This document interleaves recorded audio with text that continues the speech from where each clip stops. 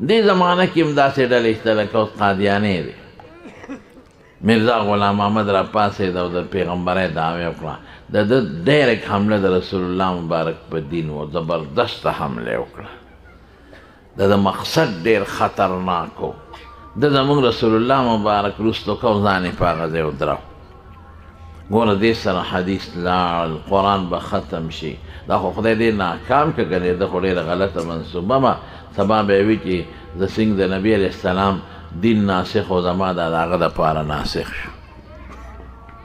خپل عقیدې به یې مروج کولې دا د خدای فضل و علما راوچت شو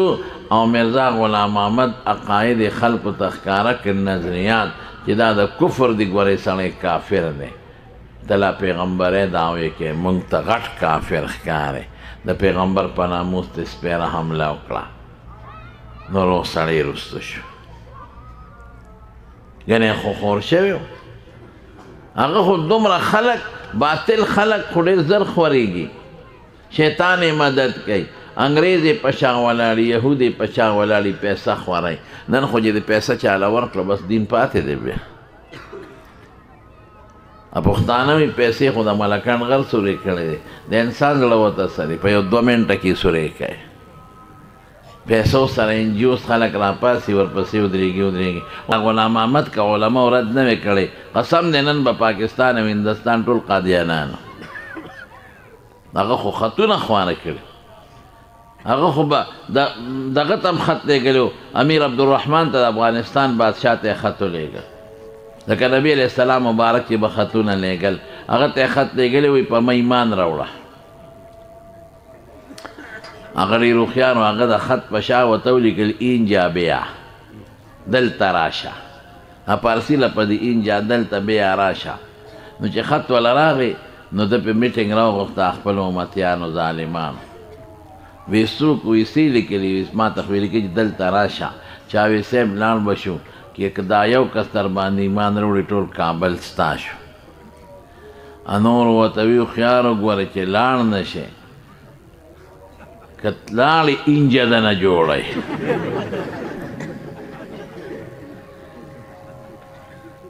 هغه ته چا وی دا دی ورته څه لیکلي وي د قمقل بچی په دې پوه نه شو چې ما هغه خط ورته واپس ورولېږه وی که دې راغلی وي ما به دا چل ورسره کړی وی چې بیا به تر قیامته پورې چا د پیغمبرۍ نوم نه وی اخیستی نمونه عبرت به مې ترې جوړ کړی او دا هم داسې دا په کابل کې هم د افغانیان مونږ پورې کله خاندي وي ستاسو کې پیغمبرانو خلکو دعوې کړي زمونږ کابل کې نه دی نه کابل کې هم یو سړي دعوه د نبوت کړی و تاریخ وګورئ هغه به وایي لا اله الا الله احمد نور کابلی رسول الله احمد نور نو احمد نور کابلی نو کابلیان خو تکړه دي که ایمان خو به یې منې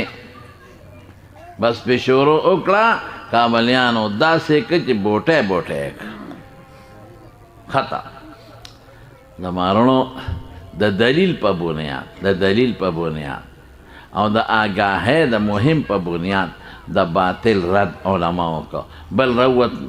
پرویز غلام احمد پرویز هغه د رسول الله مبارک د حدیثونو انکار وکړ علما روتل ردونه وکړل بس خلک یې بیدار کړل